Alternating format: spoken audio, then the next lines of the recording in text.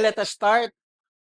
Siyempre, unang-una, thank you for coming. And I do hope na enjoy niyo yung food. So at least bagong restaurant. So pag nadaan tayo ng Aguirre, may iba tayong makakainan na. Okay, next meeting naman natin para medyo simple lang, Jollibee naman. Sama nung tingin ni Sister Lou. Oh. Hindi ko makain ng Jollibee. Alasang sabon. Kaya nga, patawarin niya na yung Jollibee. Nagkataon lang na nalagyan ng sabon yung pagkain niya. So siguro ganito na lang, ano? Every meeting natin, ibang food. Okay kayo doon? Worth around 250 per head. Okay lang yon. Okay, para maiba naman, ano? Okay naman kayo? Okay, sige. Para at least may kasunduan na tayo regarding that. Sige, let us pray. Let us start. Lord, once again, it is a blessing to gather as a couple, O God, studying your word. And we pray, Lord, that you will once again open our minds and our hearts to the truth so that we may learn and apply, Lord God, yung inyong salita sa aming buhay mag-asawa, Panginoon Ama, dahil ito po ay napakahalaga. Patnubayan niyo po kami sa aming pag-aaral. Ito pong aming dalangin sa pangalan ni Jesus. Amen. Okay. The title of our study, Our True Hope in Marriage. Okay? Nasabi ko na before, it is based on Paul David's script na book, Marriage. Siguro pakita mo nga, Eunice, sa yung copy mo. May copy si Eunice, nakabili yata siya sa Amazon. Ayan. So, yan yung ating aralin. Medyo makapal yan. Medyo matagal na pag-aaral. So, if you want to read it. Pero yung aking gagawin kasi sa study is by context. Siyempre, iba naman yung context natin dito sa Philippines and at the same time, itatagalog ko para mas maintindihan natin. Okay? So, as we start, let me read to you some scenes or iba't ibang story. Okay, scene number 1 ng mag-asawa. Si Nora at Chris ay pareho ng pagod sa pagtatalo. Ngunit hindi na parang meron kaagad kung may nagre-react kaagad eh. Okay? Okay, ulitin ko. Si Nora at Chris ay pareho ng pagod sa pagtatalo, ngunit hindi nila alam kung paano ito titigil. Tuwing umaga, tila nagigising sila sa magkaibang panig ng mundo. Palaging tumitingin sa mga bagay mula sa magkasalungat na pananaw. Pareho silang kumbinsido na sila ang tama. Okay? Pareho silang tama. Yun yung problema, pareho silang may tama. At lagi silang nabibigo na hindi makita ng isa't isa ang kanilang punto. Umabot na sa puntong kahit ang pinakamaliit na bagay ay tila napapalaki o nagiging mahalaga.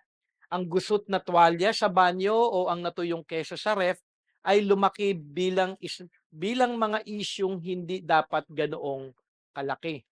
Okay? Sasabihin nilang mahal nila ang isa't isa at humihingi sila ng tawad kapag humupa na ang init ng kanilang pagtatalo, ngunit hindi sila tumitigil sa pag-aaway. Isa itong malungkot na pamumuhay at pareho nilang nararamdaman ito. Tahimik nilang iniisip kung paano ang kanilang ang kailangang mangyari upang magkaroon ng pagbabago at kung ano ang kanilang gagawin sakaling walang magbago. Isang picture po 'yon ng mag-asawa. Siguro nakikita din ninyo 'yon sa inyong mga relasyon, ano? Scene number 2, okay? Si Brandon ay pagod na sa matinding trabaho.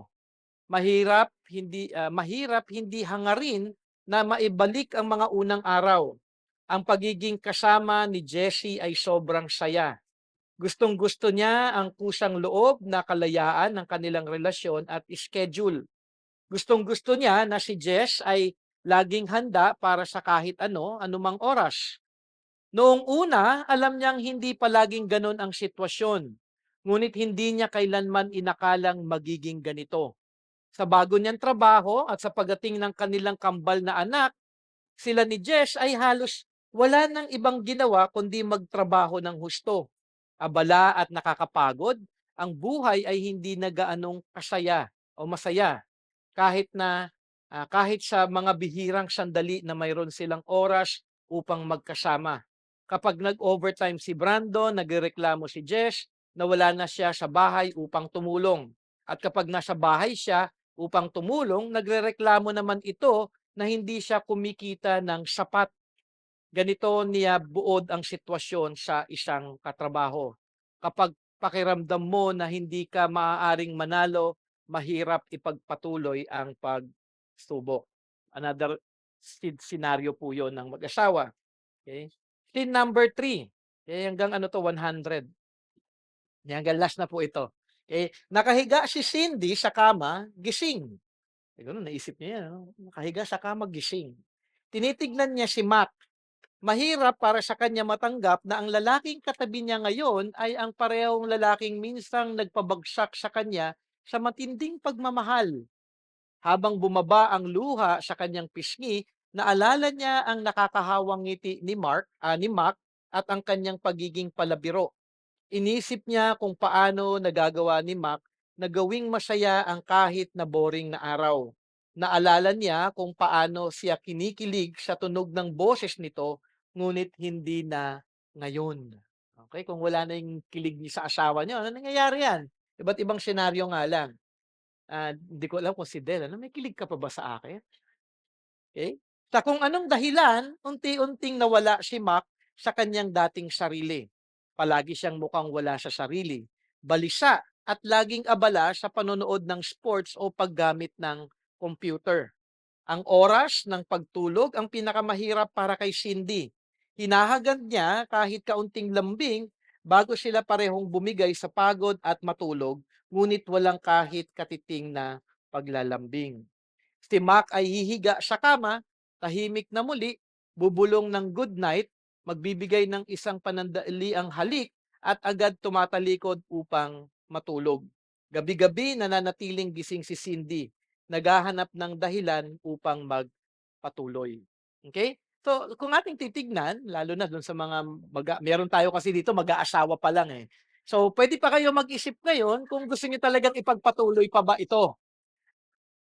Okay, so masaya 'yan sa unang araw, sa ikalawa hindi na. Hindi, joke lang. Okay, ang pag-aasawa ay hindi madali, okay? So, siguro do'n sa mga istorya na ito, lahat tayo may mga sariling kuwento sa ating mga relasyon at makikita natin na challenging ang marriage.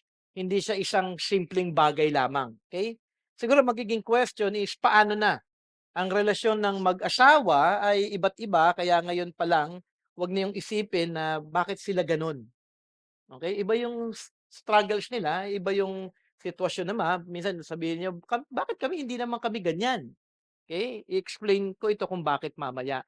Pero mahalaga na sa una pa lamang ay huwag kayong mag-isip sa ibang relasyon. Huwag niyong pag-isipan ng ibang mga, mag-asawa kundi ang maging tuon ninyo ngayon ay ang relasyon ninyong mag-asawa. At mahalaga na maging tuon ninyo ito sa ating pag-aaral. Dahil ito din ang makakatulong sa inyo upang, isipin ninyo ang buhay ninyo bilang mag-asawa at hindi yung buhay ng iba dahil, ang bawat relasyon ay magkakaiba. Kaya iba-iba ang relasyon, walang parehas. Hindi niyo puwedeng sabihin yung relationship niyo katulad ng relationship namin ni Del. Yung relationship namin na hindi puwedeng maging katulad ninyo dahil iba-iba yung ating senaryo. Pero paano nga ba kung hindi na tulad ng dati ang relasyon ng mag-asawa? Siyempre throughout the years, nagbabago ito, okey? Puwede ba na kung parehas na Christian ay mahulog sa ganitong klaseng relasyon? Alam mo yun, Christian kayo, yung mga binasa ko kaninang senaryo ay nangyayari ba talaga ito sa mag-asawa na Kristiyano? Oo. Actually, marami pa ngang Christian relationship na talagang mas matindi pa yung sitwasyon, okay? Maraming mga naikikwento din sa amin si Pastor Bob ng mga sitwasyon, hindi niya nga lang pinapangalanan, na meron talagang medyo mas matindi pa sa mga bagay na ganito. Maari ba na mawala ang pag-ibig sa isa't isa? Puwede po 'yun kasi kung ang basehan ng relationship ninyo ay emotions lamang, okay, puwede talagang mawala ito dahil minsan ang asawa ninyo, 'di ba, parang nakaka-discourage. Ang asawa natin minsan ay parang nakaka nakaka-impatient, 'di ba? May mga gano'ng klaseng sitwasyon na minsan tila ba iisipin ninyo, "Teka lang, parang wala na yata yung aking dating pag-ibig sa kanya." Kung siya ang binigay ng Diyos para sa akin, bakit ganito ang relasyon namin. Eh, kung siya yung will ni God, bakit kaya ganito? Okay. Lalo na dun sa mga ano 'no, yung mga books na binabasa ko ngayon regarding counseling. Actually, simple lang ito. Mas yung counseling hard cases na book na binasa ko, yun napakatindi ng mga example doon. Siguro minsan babasahan ko kayo ng mga example doon. Pero by God's grace, dahil Christian sila, sila ay nabago pa rin. So, maraming tao sa mundo ay may maling konsepto kasi pagdating sa marriage. Okay? Ang masama dito, ang konsepto ng maraming mga mag-asawa, okay, mga tao maging mananampalataya na ay parang ang tingin nila yung fairy tale concept na kapag sila ay nag-asawa na, ano yung palaging ano sa mga fairy tale?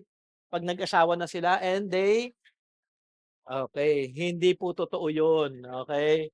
Maraming marami pong mga pagkasama na talagang nacha-challenge po, okay, dahil ito po yung pananaw ng mundo. Kaya nga naman kung atin pong titignan sa Romans 12 verse 2, "Do not be conformed to this world, but be transformed by the renewal of your mind." Kaya dapat may pagbabagong isip. Hindi tayo dapat magkaroon ng fairy tale thinking, okay. Magkaroon tayo ng biblical mind, okay, na galing sa ating Panginoon. And then sabi nga that by testing you may discern what is the will of God, what is good and acceptable and perfect. Ang iisipin pa ng ibang mag-asawa ay ibahin ninyo kami, mahal talaga namin ang isa't isa. May mga napakinggan na akong ganyan, na na kaniyang sinasabi sa akin na, "Hindi, iba kami Brother Jay, mahal talaga ako mahal na mahal ko ang asawa ko." Sa loob-loob ko lang, "Talaga lang, ha? Anong klaseng pagmamahal?" Kasi puwedeng mahal mo siya pero hindi mo naman siya kino-correct kapag nagkakasala. Mahal mo siya pero hindi mo naman siya tinutulungan na lumago para kay Kristo Jesus. Mahal mo siya pero hindi mo siya, alam mo yun, ginagabayan na turuan ng salita ng Panginoon, hindi kayo nagpi-pray. So, anong klaseng pag-ibig yun? Okay, so emotional lamang yun, hindi talaga biblical love na nakabase sa salita ng Panginoon. So, mahalaga na ating tignan ito, okay. Isa pang bagay na mahalaga makita natin, hindi ito ang plano ng Diyos para sa mag-asawa. Yung alam mo yung tanggapin na lamang yung mga nabasa nating 'di ba, may mga nabasa ako sa inyong story. Minsan ng iba dahil ang thinking nila, "Ay, ganito na talaga yan, yan na yan." Okey, hindi yun yung plano ng Panginoon. So kung kayo ay nandoon sa klase ng sitwasyon na parang nawawalan na kayo ng gana sa relationship o parang, iba na ang iyong pananaw sa inyong asawa, hindi po ito ang plano ng Diyos, okey? Kasama ng ibang katanungan kanina na nabanggit ko, puwede ba na kung parehas na Christian ay mahulog sa ganitong sitwasyon? Maaari ba na mawala ang pag-ibig ng mag-asawa na Kristiyano sa isa't isa? Kung siya ang binigay ng Diyos para sa akin, bakit ganito ang relasyon namin? Bakit ito nangyayari? Bakit ito mangyayari at nangyayari? Dahil ayon sa ating pag-aaral, dati ito ay nangyayari, yung mga sitwasyon po na gano'n, dahil parehas na makasalanan ang mag-asawa. At dapat given yun sa ating isip. Teka lang, ako'y nag-asawa ng isang makasalanan at yung asawa ko pinakasalan ako na isang makasalanan at lalabas talaga yung pagiging makasalanan natin, 'di ba? Minsan nga nakaupo ka lang, nakatingin ka lang sa asawa mo, nagkakasala ka na minsan.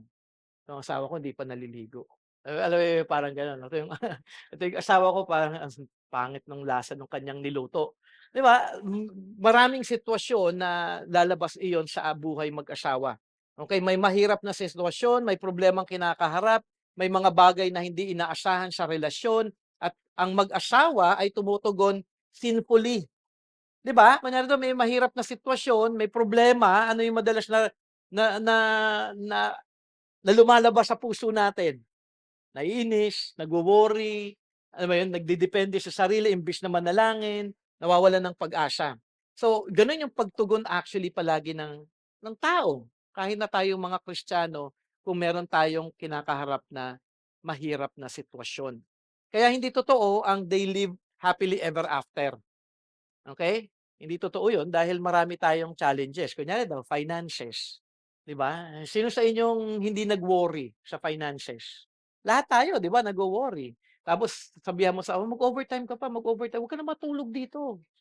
Do'n ka na sa trabaho mo para magkaroon tayo ng pera." Di alam mo yun, nagwo-worry, nagtatalo dahil wala na akong mailuto.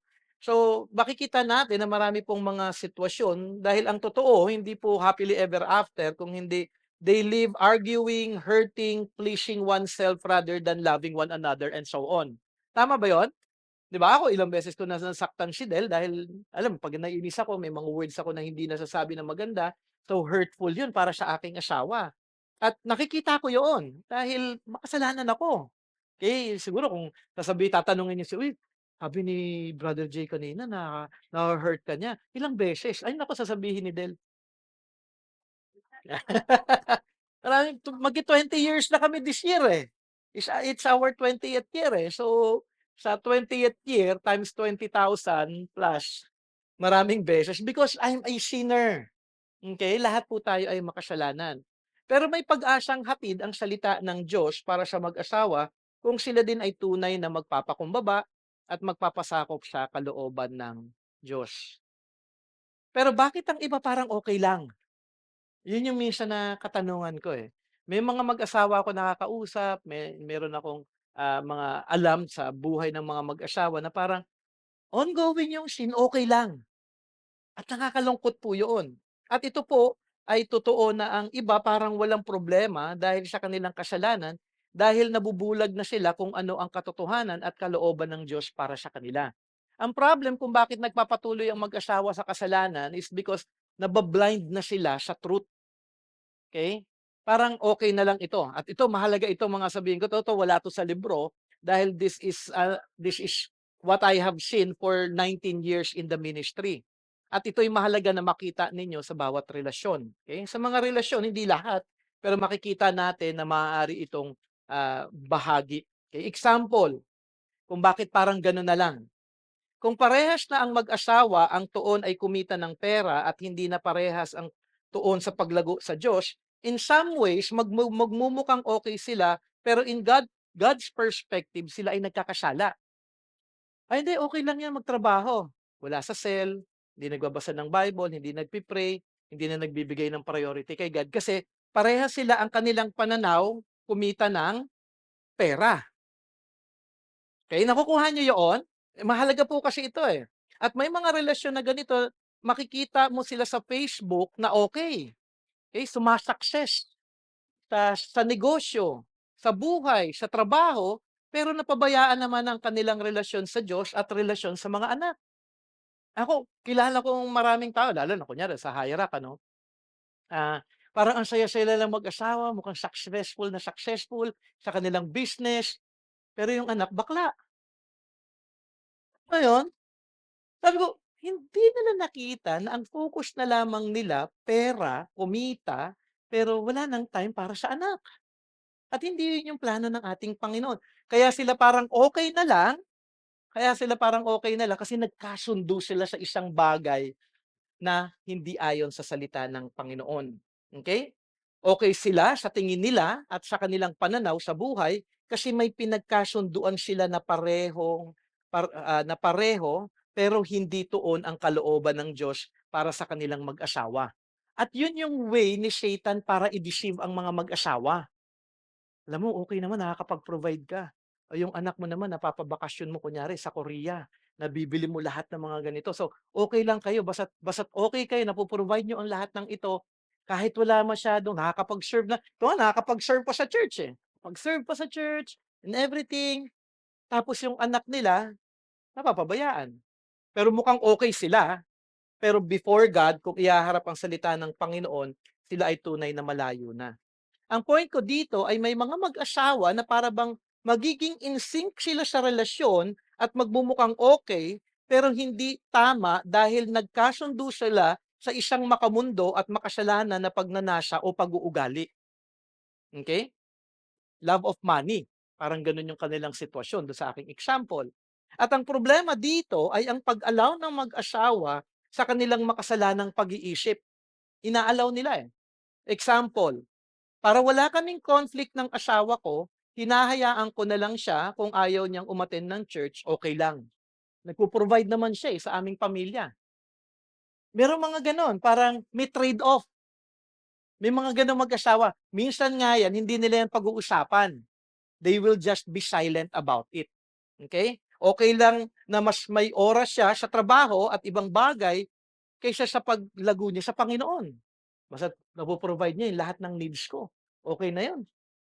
Kasi ang thinking ng marami kapagka ang asawa, lalaki, dapat provider. Tama naman provider, pero ang pagiging provider ng asawang lalaki dapat nakabase din yoon sa pagtitiwala sa Panginoon. Magtrabaho ka ng tama pero hindi mo pababayaan ang asawa mo. Magtrabaho ka ng tama, dapat ang prayoridad mo pa rin ay ang Panginoon. Dahil sino ba nagpo-provide sa atin? Ang Diyos. Hindi yung trabaho natin. Kasi minsan inaangkin natin, may trabaho ako, ito yung kaya tayo may pera dahil nagtatrabaho ako mabuti. But in reality, kung bakit tayo may pera dahil ito'y pino-provide ni God. Ako na lang sa life namin ito, sa totoo lang ano, wala naman kami talagang pera but the Lord provides. Ako nagugulat na nga lang, eh. Okay, si God na 'yan, hindi na ako 'yan. Kasi si God talaga yung nagpo-provide, okey? Kung ayaw ng asawa ko na mag-sell, kung ayaw ng asawa ko mag-sell, okey lang. Kasi mabait naman siya sa amin at sinusunod palagi ang gusto ko. May trade-off palagi kaya kailangan mag-check kayo. Ano yung trade-off ninyo? Na bakit parang okey lang sa'yo na ginagawa ng asawa mo yung mga bagay na hindi ayon sa salita ng Panginoon. Okey lang kahit tamad ang asawa ko, basta wala kaming away. Alam mo yun, tamad yung asawa mo, basta't hindi lang kami nag-aaway. Okey lang na tsismosa ang asawa ko, basta't masarap ang pagkain ko araw-araw. Mga example lang po ito 'no. Okey lang na walang interes ang asawa ko magbasa ng Bible at walang accountability, basta't sa bonus niya may bakasyon kami. At marami pang iba't ibang senaryo sa mag-asawa na ganito ang kanilang relasyon. Mukhang okey, pero in time kung tunay na Christian ito, inyong tatandaan may consequence ang bawat kasalanan. At in time ito ay sasabog na lamang. Kaya may iba na parang okey lang, pero malalim na ang kanilang kasalanan sa Diyos. Hindi niyo pupuwede na parang kunyari may as ma ma mag-asawa kayo then you let sin continue. Siguro napi-picture niyo ako ngayon, naku paano kaya si Sister Del kawawa naman.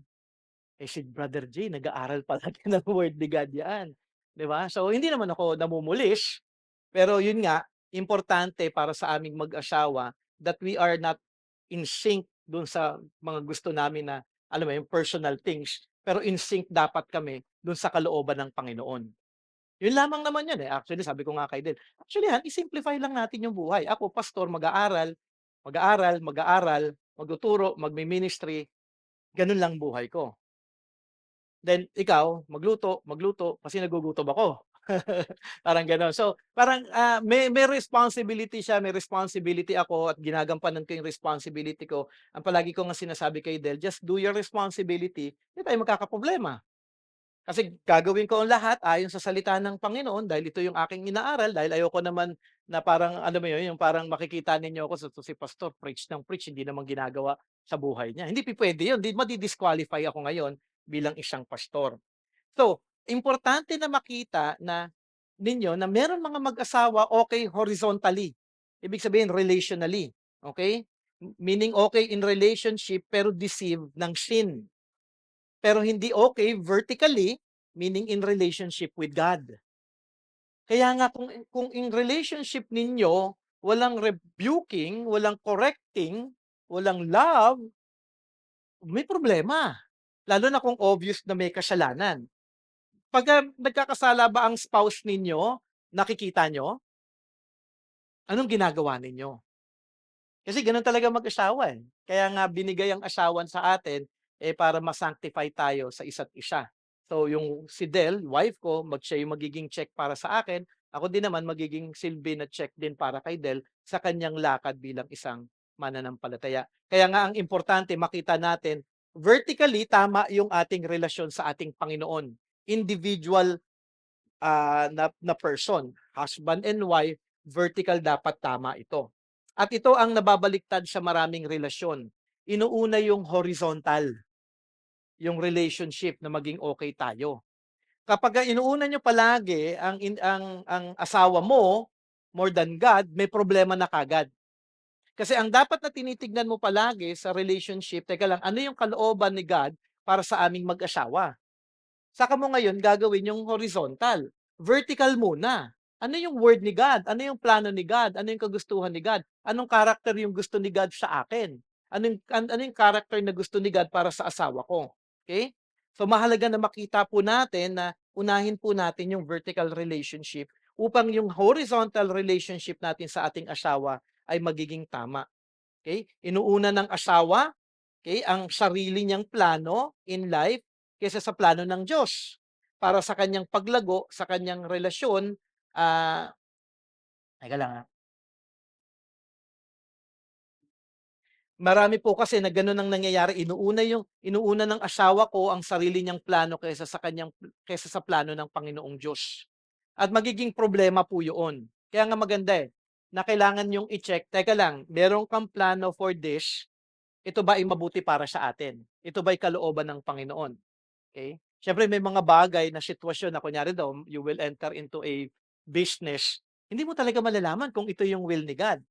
Unless na kung papasukin mong business ay alam mo yun, may kasamang hocus-pocus na kasalanan na hindi maganda, that will be against the law and against God, siyempre hindi yun will ni God.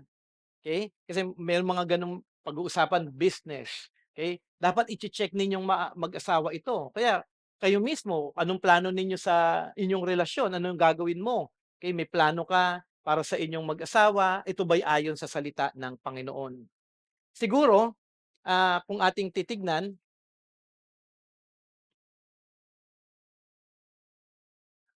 nahuhulog ang marami na parang okay na lang, eh, yung personal wants niya, mga bagay na okay na lang din na gawin ng kanyang asawa para walang problema na lang at walang away. Sige, okay na lang 'yan, ikaw na bahala. Ayoko ng confrontation, ayoko ng discussion, okay.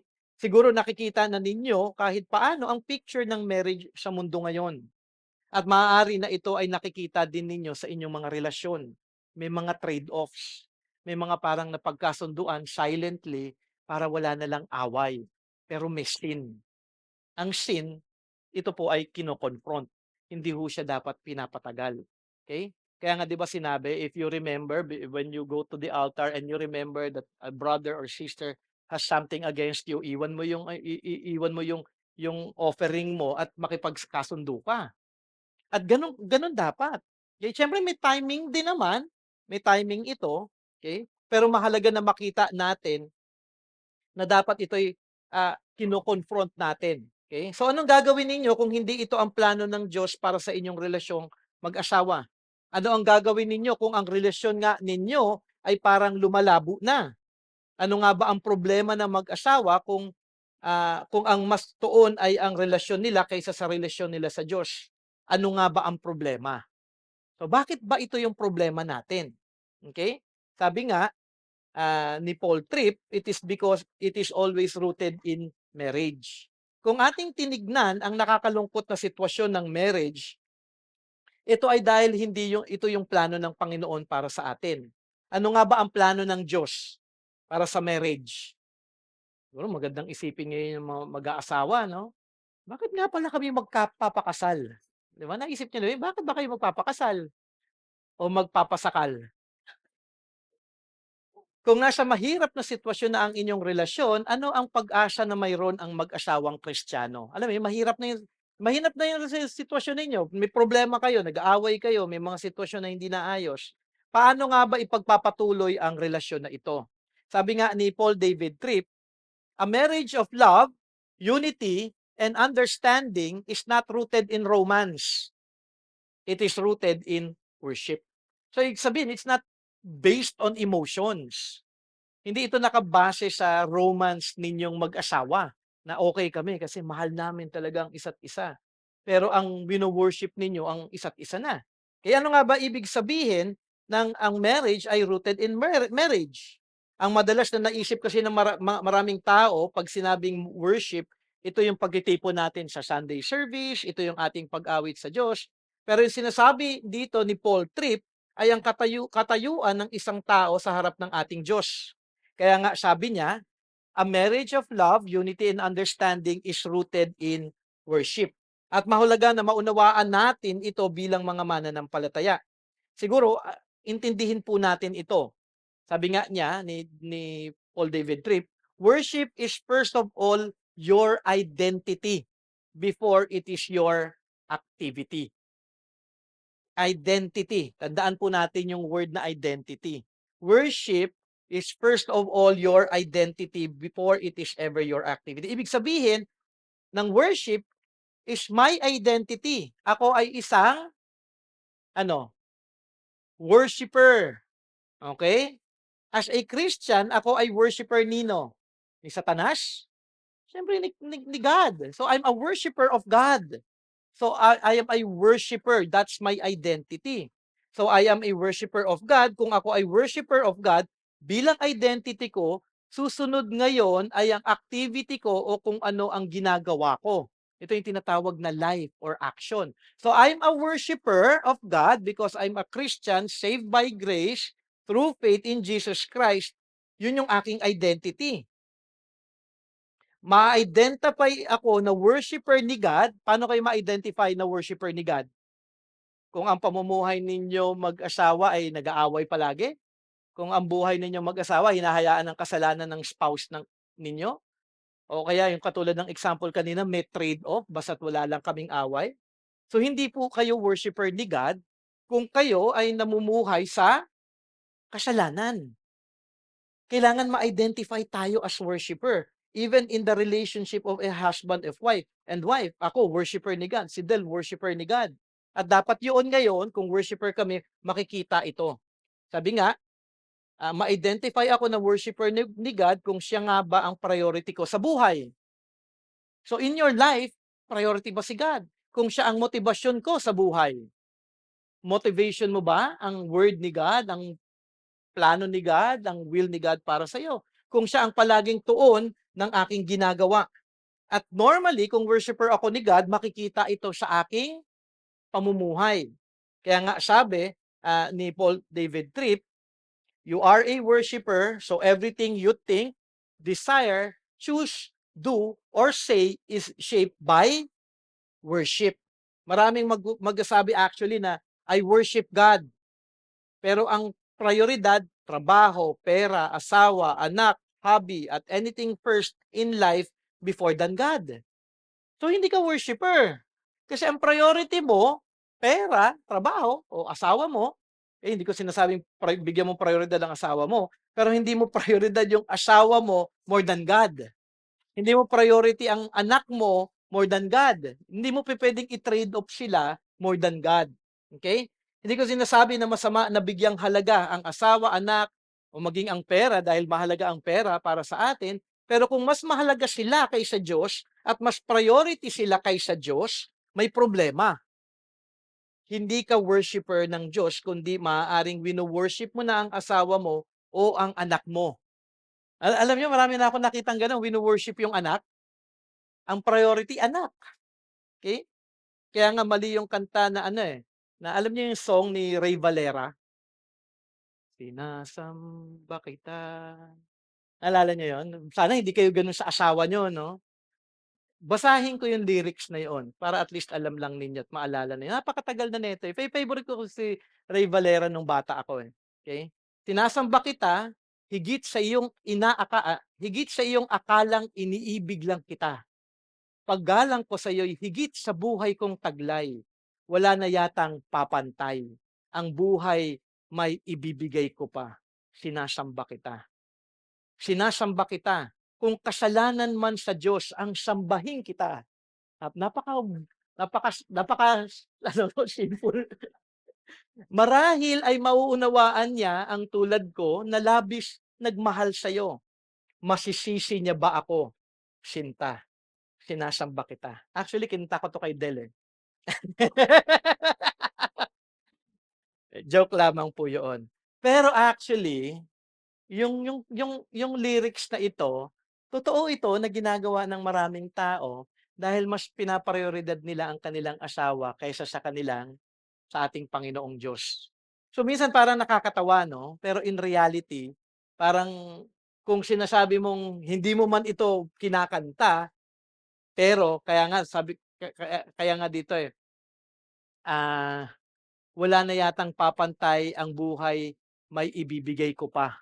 Parang everything you will give, hayaan ko yung asawa ko na magkasala, dahil mahal kita kaysa sa Diyos. 'Di ba? Tama yung song, eh. Kasi ina-apply yun ng tao.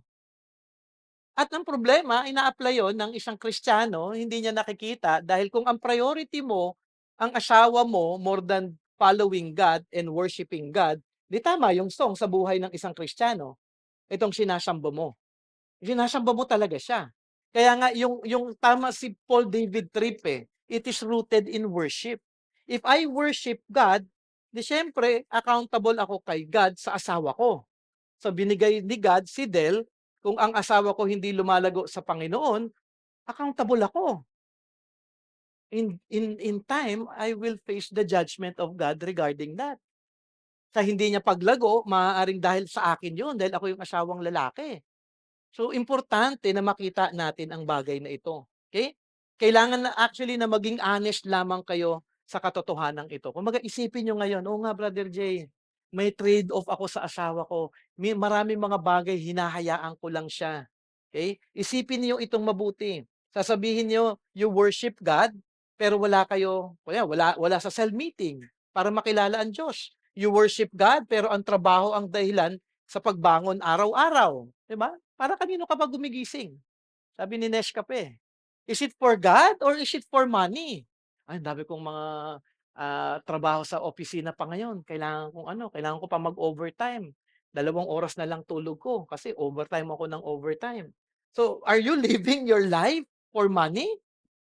Ako nga may na-encourage ako dun sa isang, kapatiran before. Sabi niya, "Alam mo Jay, napansin ko sa tagal ko nagkatrabaho, parang parehas pa rin naman ang buhay ko."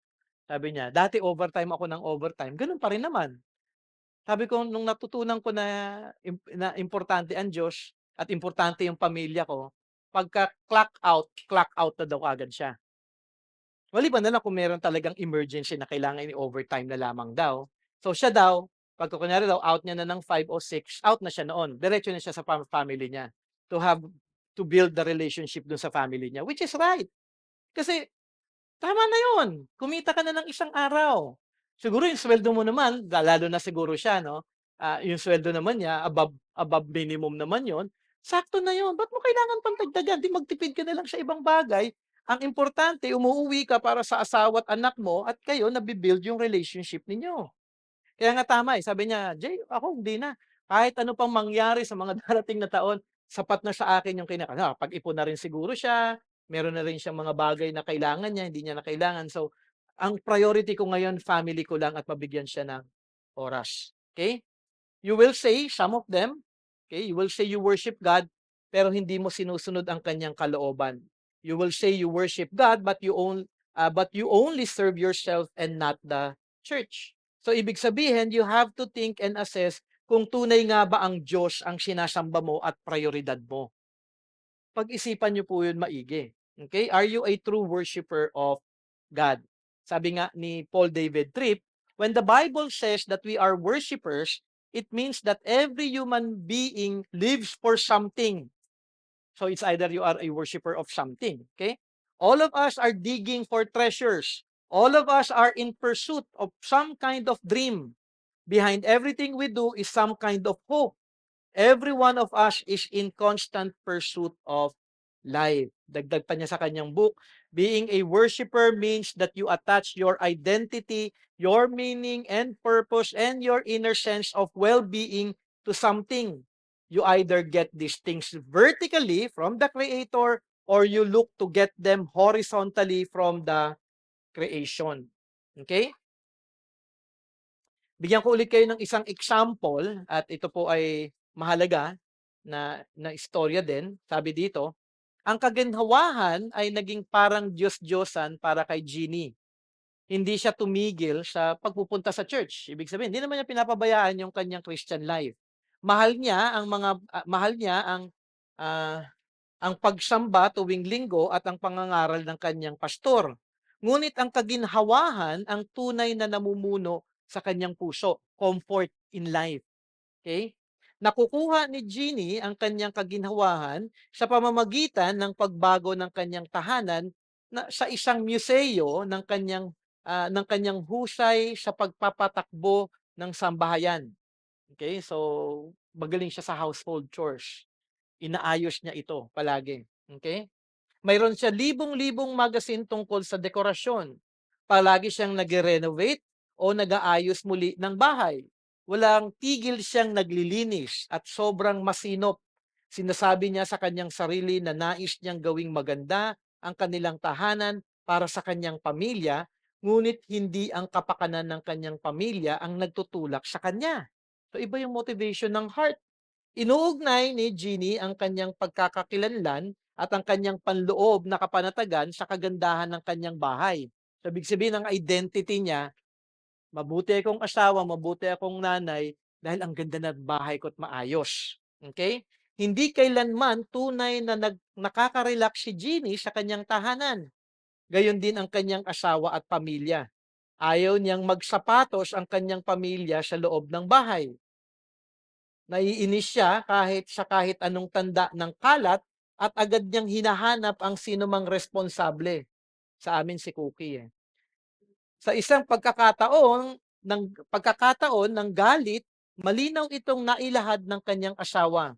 Jean, wala na kaming tahanang inuuwian. Hindi na ito ang aming bahay. Isa na itong museo mo. At unti-unti kaming hindi na pakiramdam na tinatanggap dito. So, ganun yung sitwasyon niya. Mukhang Christian siya, pero masyado siyang, alam mo yun, yung kanyang wino-worship, sabi niya, nag-church naman ako eh. Pero yung buhay niya nakatuon palagi sa bahay. Hindi pa, bawal ang bisita kasi baka dumumi. Eh, bawal kumain sa plato, sa kamay na lang. Tapos diretso hugas kamay. Kaya, joke lamang yun. Sa tingin ninyo, doon sa senaryo po na ito, sinong tunay na wino-worship ni Jeannie? Yung comfort, yung gusto niya sa bahay. So, ibig sabihin tayong mga Christian pwedeng gano'n din. We may be present at church, pero meron tayong wino-worship na iba na nakakaapekto sa ating relasyon sa ating asawa, sa ating mga anak. Mahalaga na ating makita na ang relationship natin sa asawa ay maayos muna vertically. Actually, wala naman akong problema kung ano yung gusto mong maayos ang bahay, eh. Pero kung kunyari daw hindi naging maayos ang bahay mo, ako kasi problem ko ito, eh, si Del, alam ko nahihirapan sa akin si Del, kasi gusto ko talaga palaging maayos. Ano yung pagka may magulo, naiinis talaga ako. Sinasabunutan ko siya, ginaganon ko siya, joke lang ano.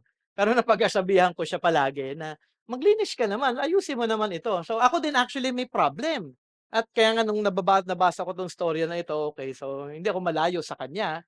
Dahil meron din akong wino-worship na gusto ko na kailangan maayos. Kaya nga pinag-pray ko ito sa Panginoon na, "Lord, siyempre through the studies din, throughout the years, nakita ko na, okay, I have to accept meron talagang mga ibang tao na hindi sila gano'n ka-organize." Alam mo 'yun, yung hindi naman sila talaga gano'n kagulo, pero meron lang akong specific na ayos na gusto ko, na hindi kami nagtutugma, okay. So, sino may problema doon? Ako. Kasi meron din akong wino-worship na minsan akala ko gusto ko lang maging maayos ako.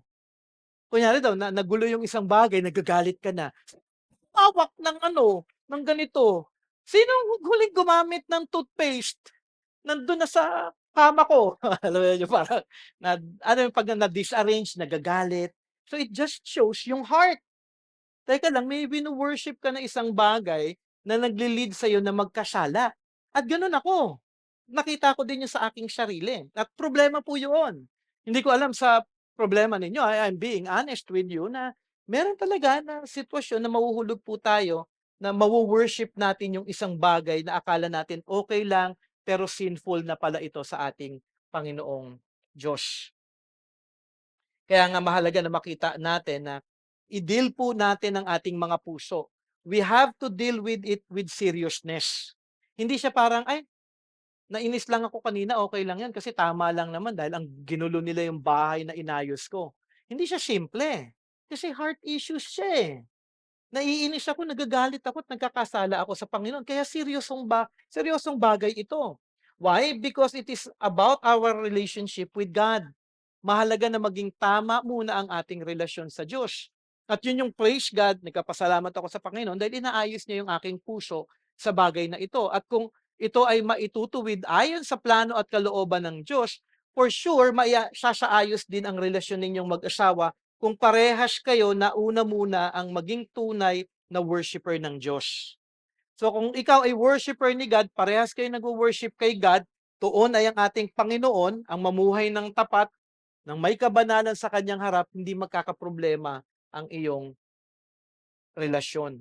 Dahil ang magiging tuon ninyo palagi bilang mag-asawa ay ang kaluwalhatian ng ating Panginoon.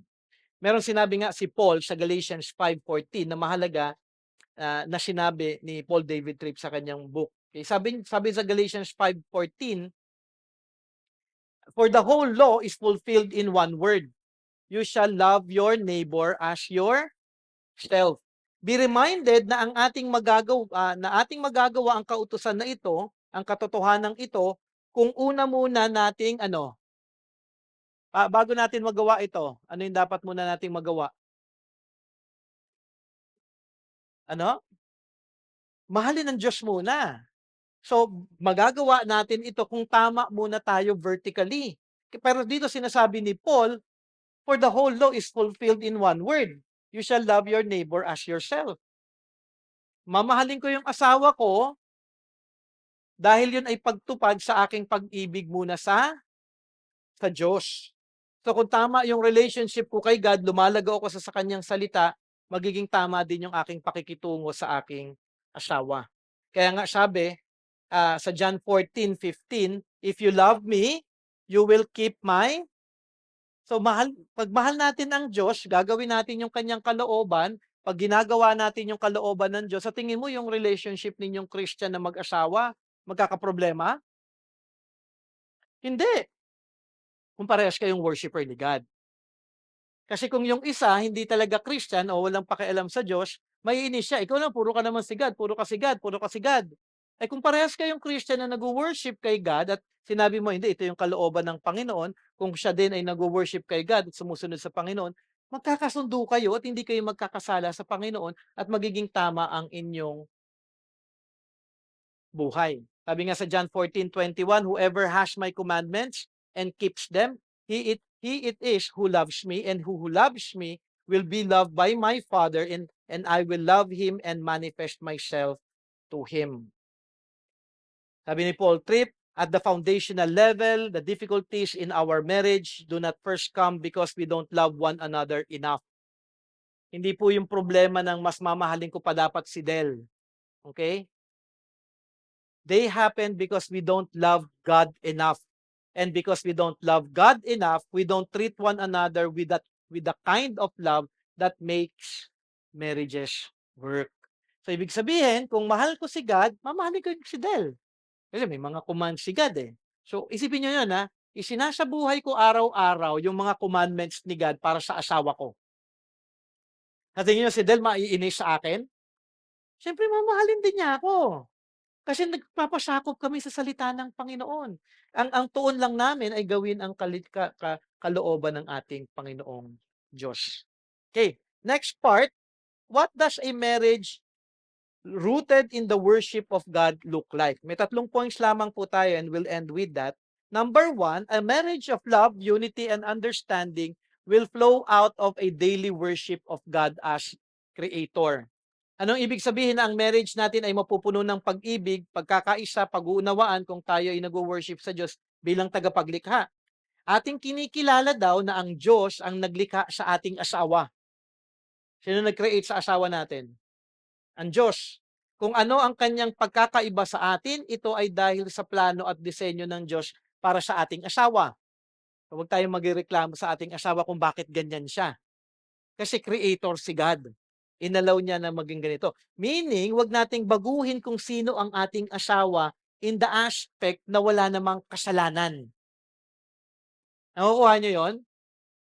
Kung hindi naman kasalanan yung attitude, character ng asawa mo, pero ganun lang talaga siya, hindi naman kasalanan, wag mong baguhin yon. Kaya mo siya na maging ganun siya. Ikaw yung kailangan na magbago. Kasi preference na lamang yon. Okay? Kaya yung asawa mo, hindi ka na maganda. Ayoko na sa'yo dahil hindi ka na mabango. Eh, baka ganun talaga ang amoy ng asawa mo or something like that. Okay?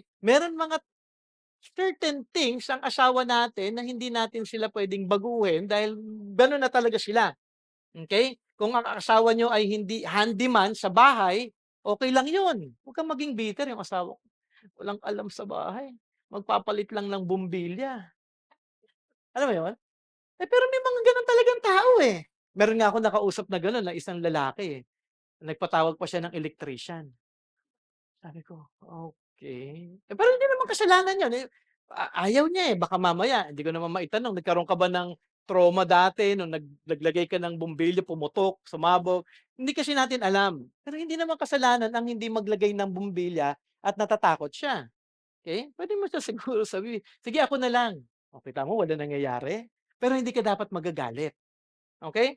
Kung ang asawa mo ay mabagal talaga sa gawaing bahay, mabagal lang talaga siya.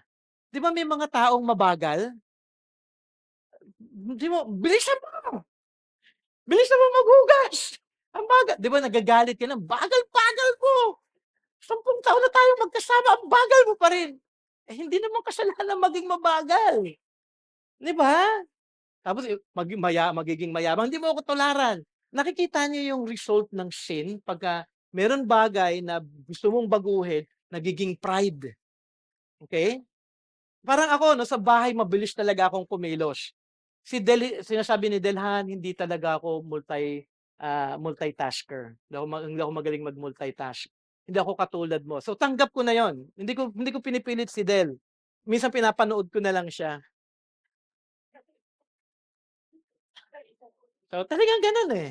Eh, pero hindi ko siya puwedeng sabihin, "Ba't di mo gawin ito? Ba't di mo ako kayang gayahin?" So, hindi ka puwedeng magalit sa asawa mo dahil 'yun yung pagkakalikha sa kanya, eh.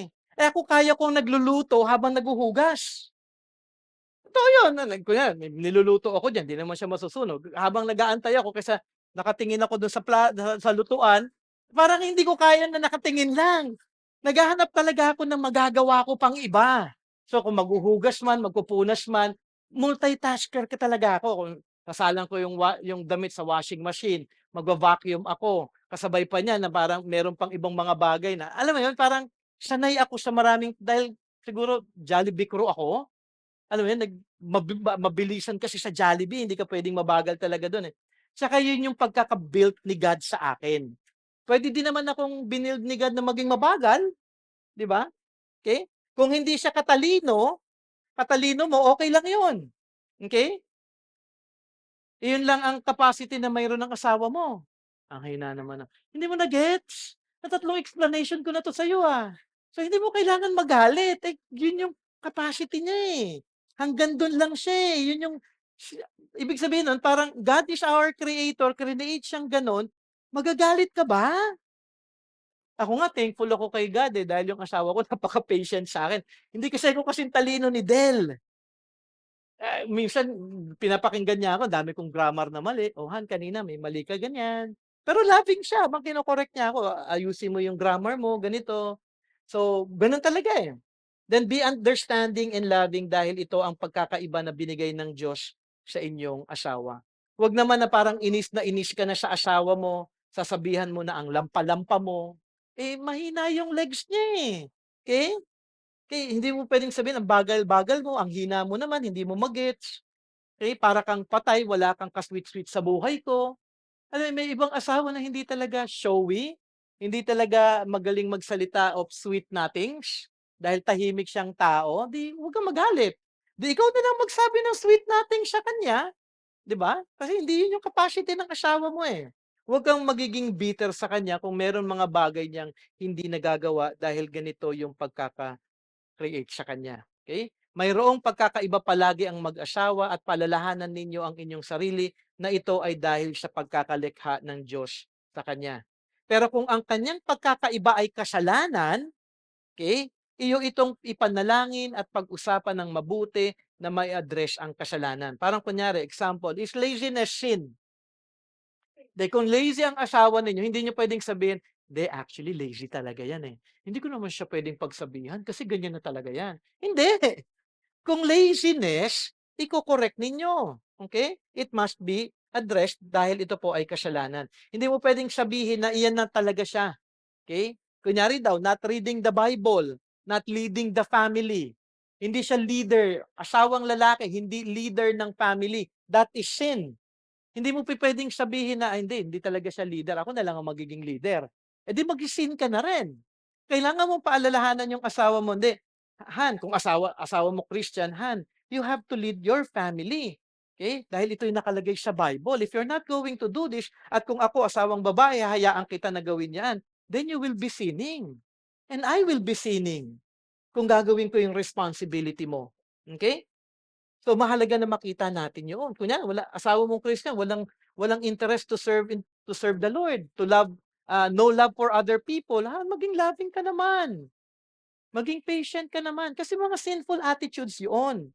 So, kailangan itong pag-usapan para maitama yung character ng bawat isa, para sila ay tunay na lumago. But other than this, do not change your spouse to a person you want them to be kung hindi naman sinful. Malinaw yon? Kasi importante po ito, sa relationship, okay? At ako actually, to be honest, we are all growing at hindi ito mape-perfect. Okay, dahil lahat pa rin tayo ay sinner, kaya kailangan tayo napapaalalahanan nito. Number 2, a marriage of love, unity, and understanding will flow out of a daily worship of God as sovereign. A daily worship of God as sovereign. Anong ibig sabihin ng sovereign? God is in control. Hawak ng Diyos ang lahat ng nangyayari sa ating buhay sa bawat sandali. So kung ang plano ninyo ay hindi natupad, huwag kayong mag-away. Maraming gano'n, "Kasi ikaw ganyan, kaya nangyari ito." Wag na. Ako na ano din, gano'n din ako dati, eh. Hindi ko nakikita yung sovereignty ni God, eh. Pero through through by grace of God, as I study the word of God, as I learn about marriage, okay. Kaya minsan may mga nangyayari sa bahay namin, ganito nangyari, ay wala talaga, na talaga nangyari, hayaan na lang natin. Okay na 'yun. 'Yun yung will ni God, okay. Recently nga parang alam ko, ang tagal naming inaantay ni Del yung sa exam ni James sa UST. So, it's been months. Ilang months na 'yon o 1 month and a half na yata. So, ang tagal naming inaantay. Yung pala, kailangan tignan sa student portal, hindi pala kailangan antayin yung email. April 28 pa lamang, pumasa na pala si James sa UST. Pinapangarap namin mag-UST si James. So, in that point, sabi ko nga, nung pinessage sa akin ni Del, nainis pa nga ako sa kanya dahil 12:45 siya nag-message sa akin, natutulog ako noon at nag-sorry naman ako kay God, patawarin mo ako, okay. Pero yung sabi ko sa kanya, "Oh, hindi will ni God 'yan para sa atin." Hindi ko siya bliname na parang, "Sabi ko sa'yo, eh." Okay. May gano'n ba ako? Parang may gano'n yata ako 'no?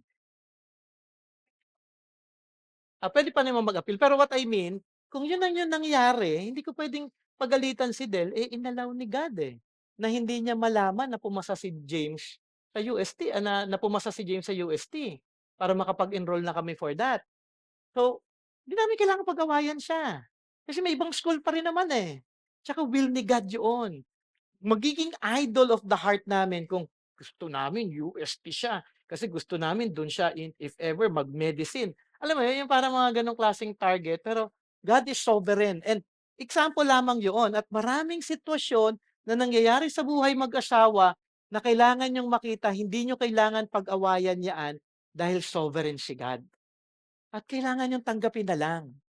Kasi kung nagalit kayo, ibig sabihin may wino-worship kayong iba na, "Hindi God, mas maganda ito, kaysa sa plano mo hindi mo inalaw dahil sa asawa ko." So ngayon, out of frustration, napupunta lahat sa asawa. Pero in reality, God is in control. Okay, kaya madalas ang pag-aaway ng mag-asawa, ito ay nag-uugat dahil sa mga may bagay na gusto nilang mangyari na hindi nangyayari. Huwag niyong pilitin na mangyari ang isang bagay na hindi kalooban ng Diyos talaga para sa inyo. Yun na lang talaga yun, eh. Hindi lamang yun, God is sovereign over the life of your spouse. Then we are to trust God, not our spouse. Example, may pinagawa ka sa asawa mo. Siyempre, magtitiwala ka na gagawin niya. Pero ang nangyari, nakalimutan niya. Ilang beses na nangyari ito sa relationship ninyo? May inutos ka, hindi nagawa. Okay? Bakit kaya? Sadya bang kinalimutan ng asawa niyo? parang may inutos kakalimutan ko 'yan. Gano'n ba yung pag-iisip ng asawa mo? May sinabi siya, "Han, bilhin mo ito pag-uwi mo." "Ay hindi, kakalimutan ko 'yan." Siyempre hindi intention ng asawa na makalimutan, inallow ni God na makalimutan, 'di ba? Why? Para ma-test yung heart mo. Magagalit ka ba kapag nakalimutan ng asawa mo? Hindi ka dapat magalit. So, simpleng bagay lang yun ano, parang, "Han, 'wag mong kalimutan yung plancha ha, patayin mo." Eh, paano kung nakalimutan? Kaya bumili kayo ng plancha na namamatay 'pag hindi nagagamit, okey? Tandaan niyo yun, may plancha pong gano'n. Kasi yung plancha namin namamatay pagka hindi ginagamit, pagka hindi gumagalaw, nag-o-off na lang yun, eh. So, kaya wala akong takot dun sa plancha namin, maliban na lang kung ginagalaw palagi ni Cookie. Okay, joking aside, nakalimutan lang talaga niya ito dahil sobrang sigad, eh, inallow niya yoong bagay na yun. Will you respond in anger? Will you respond in sin? Kaya nga there are situations in life, God is sovereign, let it go. Rather than sinning, then trust the Lord. Mahirap 'to. Alam ko hindi ito yung parang madaling gawin kaagad. Baka mamaya ma-test kaagad, eh, may inutos kayo sa asawa niyo nakalimutan.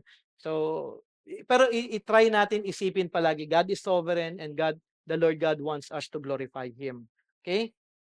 If you live your relationship in worshiping God daily as sovereign, magkakaroon ito ng malaking pagbabago sa inyong relasyon. Number three, and last, a marriage of love, unity, and understanding will flow out of a daily worship of God as Savior. Dahil alam natin ang ating pagiging makasalanan, ay tayo ay naligtas na ni Jesus sa ating pagkakabihag sa kasalanan. Sa katotohanan ito, ang ating pag-asa ay nakaayon sa ating relasyon kay Jesus. Ang pagiging makasalanan ng bawat isa sa marriage ay may pag-asa sa Diyos.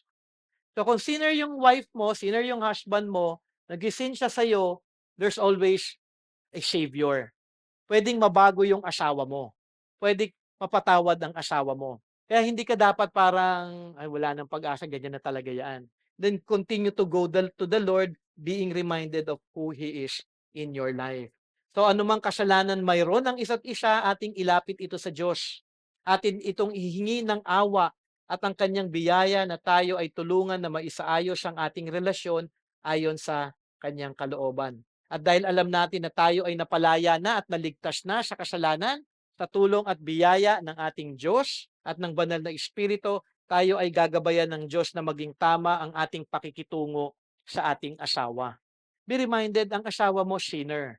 Ikaw din sinner. Ako sinner, si Del sinner, dapat mapaalalahanan ko palagi yon na ako'y napatawad na ng aking Panginoong Diyos. So dapat kami nagtutulungan na makita namin ang katotohanan na ito sa aming buhay. So example, nagkasala ang iyong asawa, ano ang iyong gagawin? Magagalit ka ba? Magtatampo at hindi nakakausapin siya? Hahayaan ang panahon ay lumipas at kakalimutan na lang? Eh hindi po gano'n ang kalooban ng Diyos para sa atin. So kung may kasalanan ng asawa natin, anong sabi nga? Speak the truth in love. Pagsabihan natin siya with love, "Han, kasalanan 'yan. Han, hindi tama 'yan. Han, hindi 'yan makakaluwalhati sa Panginoon. Han, namatay na si Kristo sa bagay na 'yaan." Tayo ay dapat na maging bahagi ng proseso ng Diyos ng sanctification para sa ating asawa, okay? Maging bahagi tayo ng tulong ng Diyos. Tayo ay dapat na maging instrument for the sanctification ng spouse natin, na tinuturuan natin sila ng tama ayon sa salita ng Panginoon. Pero ang pagtuturo natin ay hindi ayon sa ating perspective, hindi ayon sa ating pananaw. Sabi nga sa 2 Timothy 3:16-17, all scripture is breathed out by God and profitable for teaching, for reproof, for correction, and for training in righteousness, that the man of God may be complete and equipped for every good work. Dahil alam natin na ang Diyos ang nagligtas sa atin at isa na tayo kay Jesus, tayo ay maging instrumento ng Diyos para sa ating asawa na ating ihatid sa Kanya ang salita ng Diyos. Dahil ang makakapag-sanctify sa ating asawa ay ang salita ng Diyos. Sanctify them with your truth. Your word is truth. Okay? So mahalaga na makita po natin ito. Okay, let me end with Paul David Tripp. Sabi niya po, worshiping God as Savior also means that you find joy in being part of the work of grace that God is unrelentingly committed to doing in your spouse's life. Yun yung sinasabi ko kanina. So when your spouse blows it, you will not throw her sin in her face. You will not make her feel guilty and how hard her failure makes life for you. You will not use her sin against her. You will not keep a detailed history of her wrongs against you. Rather, you will look for ways uh, of incarnating the transforming grace of the Savior. You will be ready to encourage her when she fails and restore her when she falls, and you will not treat her as less righteous than you. In ending, ano ang mga katotohanan na dapat nating maalala at tandaan sa ating pag-aaral? It starts with our hearts, kung sino ang ating wino-worship. So pag-usapan yung mag-asawa yan mamaya pag-uwi, dapat iisa lang ang wino-worship natin parehas. At kung wino-worship natin si God, at sabi nga, if you worship God, ito ang dapat na maging tugon ninyo at sundin at gawin ang kalooban ng Diyos. Hindi yung plano natin na makasarili, hindi yung gusto natin o nais natin, kundi ang prioridad sa buhay ay ang lumago sa biyaya ng Diyos, maglingkod para sa kanyang kaharian at kanyang kaluwalhatian dahil ito ang dapat na tuon ng asawa. Sana po ito po ay naging malinaw sa inyong lahat. Kung hindi po, kausapin niyo po ako. Okay? Kung may concerns po kayo, then talk to me. Para at least mapag-usapan natin ito, mapag-pray natin. Pero I pray na sa inyong relationship, mahalaga na makita ninyo na parehas ang inyong wino-worship. Hindi sarili, hindi trabaho, hindi pera, hindi asawa, hindi anak, kung hindi wino-worship ninyo pareho ang ating Panginoon upang maging tama ang lakad ninyong mag-asawa sa harap ng ating Panginoon. This will be a process, hindi ito magiging madali. Kaya hindi ko sinasabi na naaral natin ito bukas, okay na kayo, ma-apply nyo na to in life. Maraming magiging challenges in life and I do pray na mai-apply ninyo at maalala ninyo ang mga katotohanan ito. Any question before I end? Kasi 2:30 na, saktong-sakto. May question ba? Malinaw naman? So marami tayong problemang mga mag-asawa ha, huwag niyong isipin okay tayo. Dahil nasa mundo tayong makasalanan at tayo ay makasalanan, huwag natin hahayaan ang kasalanan magpatuloy sa ating mga relasyon. Kailangan natin ituwid ito sa salita ng Diyos at sa tulong ng ating Panginoon. Let us pray. Lord, thank you, Lord God, once again for your word, for the book of Paul David Tripp, Lord God, na napakahalaga, Panginoon Ama. At salamat dahil ito po ipresenta po ninyo sa amin ayon sa aming mga nakikita at aming mga nararanasan din, Panginoon Ama. At salamat dahil patuloy niyo po kami na tinutulungan na matuto sa inyong salita. Lord, nawa hindi po ito manatili sa isip lamang. Pero Lord, we pray na maisabuhay po namin ito para tunay po kami bilang mag-asawa na makapagbigay ng kaluwalhatian sa inyong pangalan. And Lord, I pray sa bawat couple na naririto na tunay po na inyo pong pagtibayin ang kanilang relasyon. Kung meron man po silang mga concern, Lord, tulungan niyo po sila na wag pong mahiya na lumapit sa akin para ako din po ay makatulong din sa kanila at maipresenta ko din, Panginoon Ama, ang inyong salita sa mga mag-asawa, Panginoon Ama. So tulungan niyo po kami dahil ito po ay napakahalaga at nais po talaga namin bilang isang iglesia, bilang isang church na tunay, Panginoon Ama, na lumalago sa inyong salita at sama-sama kami na nagbibigay kaluwalhatian sa inyong pangalan. Thank you, Lord God. Once again, bless each one. Bless their relationships, O God. Pagtibayin niyo po sila sa inyong salita. Nawa mag-worship po kami sa iyo. Nawa magbasa po kami ng Bible, mag-aral ng inyong salita, magpaalalahanan, magtulungan, Panginoon Ama, sa paglago namin kay Kristo Jesus. Ito pong aming dalangin sa pangalan ni Kristo Jesus. Amen at Amen. Thank you very much.